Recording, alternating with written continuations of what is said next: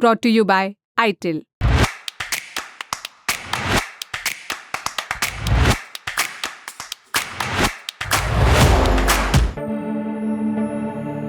दो मुश्किलों के सामने आने के बाद अब अडानी ग्रुप के सामने तीसरी मुश्किल खड़ी हो गई है। इनमें सबसे अजब बात यह है कि तीनों मुश्किलें तीन अलग अलग देशों से आई हैं। पहली तो आई अमेरिका से, जब अमेरिका ने अडानी ग्रुप के चेयरमैन गौतम अडानी पर रिश्वतखोरी के गंभीर आरोप लगा दिए। फिर रात होते होते अगली मुश्किल सामने आ गई। ये दूसरी मुश्किल आई थी केन्या से। केन्या ने अडानी समूह के साथ अपनी सारी प्रस्तावित डील्स खत्म करने का ऐलान कर दिया। और अब आई है तीसरी मुश्किल। अमेरिका से सीधे ग्लोब के दूसरे छोर तरफ चले जाइए, ऑस्ट्रेलिया।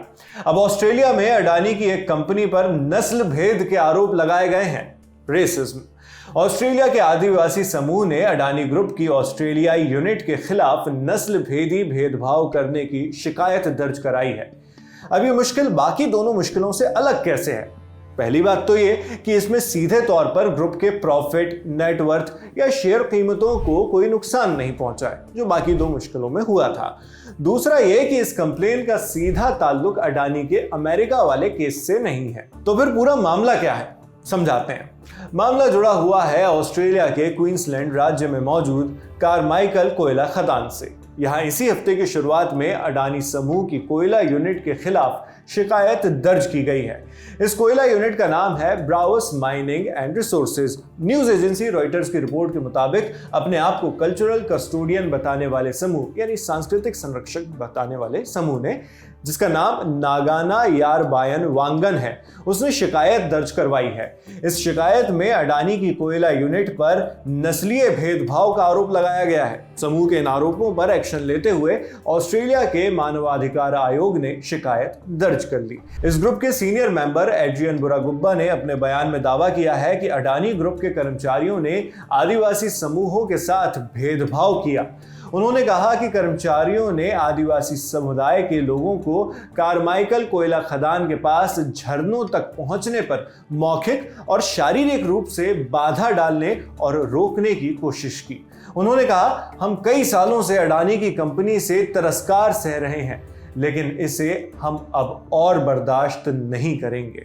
पिछले साल हमारे वकीलों ने चिंता जताते हुए ग्रुप को नोटिस भेजा था, यानी अडानी ग्रुप को, लेकिन कंपनी ने कार्रवाई करने से इनकार कर दिया था। कानूनी रास्ता ही हमारा एकमात्र हथियार है। इन आरोपों पर ब्राउस माइनिंग एंड रिसोर्सेज के प्रवक्ता का बयान भी आ गया है, जिसमें उन्होंने इन सभी आरोपों को सिरे से नकार दिया है। बयान में कहा गया है कि ब्राउस को अपना पक्ष कहने से रोकने के लिए और हमारी ओर से तथ्यों को जनता तक न पहुंचने देने के लिए यह सब किया गया है।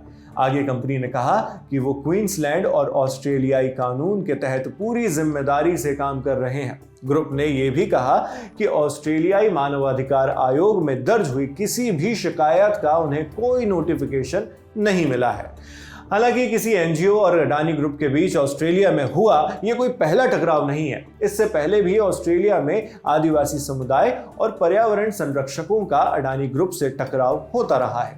साल 2017 के जून में अडानी की कोयला खदान परियोजना को वहां पर यानी ऑस्ट्रेलिया में हरी झंडी मिली थी, लेकिन जल्द ही इस प्रोजेक्ट का विरोध होने लगा। विरोध करने वालों ने इस प्रोजेक्ट को पर्यावरण के लिए खतरनाक बताया, जबकि इसका सपोर्ट करने वालों ने तर्क दिया कि इस प्रोजेक्ट के आने से लोगों को नौकरियां मिलेंगी। मामले का एक पहलू और भी है जो 2018 से जुड़ा हुआ है। उस साल बीबीसी ने ऑस्ट्रेलिया में अडानी को मिले इस प्रोजेक्ट पर एक विस्तृत रिपोर्ट की थी। रिपोर्ट में उत्तरी ऑस्ट्रेलिया के तत्कालीन मंत्री मैथ्यू कैनवन का बयान भी था। उन्होंने तब कहा था, किसी दूसरे देश की तरह ऑस्ट्रेलिया में भी एक छोटा तबका ऐसा है जो नहीं चाहता कि विदेशी यहां आए। मुझे लगता है कि यह दुर्भाग्यपूर्ण बात है कि पर्यावरण आंदोलनकारी ऑस्ट्रेलियाई सोसाइटी में विदेशियों और विदेशी निवेश के खिलाफ नस्ल भेद की भावना को हवा दे रहे हैं। यह शर्मनाक है, मगर ऐसा किया जा रहा है।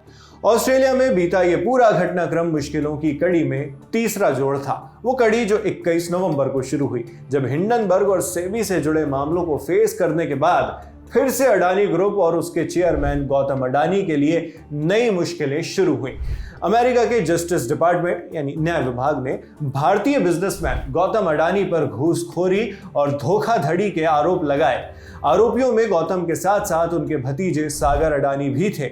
इन आरोपों के मुताबिक गौतम अडानी और उनके भतीजे सागर अडानी ने अमेरिका में सोलर प्लांट से जुड़े कॉन्ट्रैक्ट्स हासिल करने के लिए भारतीय सरकारी अधिकारियों को 21 अरब रुपए से अधिक की रिश्वत देने का वादा किया था। ये तमाम आरोप हैं। इस मामले में दोनों सागर और गौतम अडानी के खिलाफ अरेस्ट वारंट भी जारी कर दिए गए। हालांकि केस में अभी कोई गिरफ्तारी नहीं हुई है। मामले में तय किए गए इन आरोपों को लेकर अडानी समूह के प्रवक्ता ने बयान भी जारी किया। उन्होंने तमाम आरोपों का खंडन किया और उन्हें बेसलेस, आधारहीन बताया है। अमेरिका में हुए इस केस के बाद केन्या ने भी अडानी समूह से अपनी प्रपोज्ड डील्स रद्द कर दी। केन्या के राष्ट्रपति विलियम रूटो ने इस बात का औपचारिक ऐलान करते हुए बताया कि इस फैसले का आधार जांच एजेंसियों से मिले कुछ नए इनपुट हैं। उन्होंने अडानी ग्रुप के साथ 2 बहुत बड़े प्रस्तावित प्रोजेक्ट्स को रद्द कर दिया।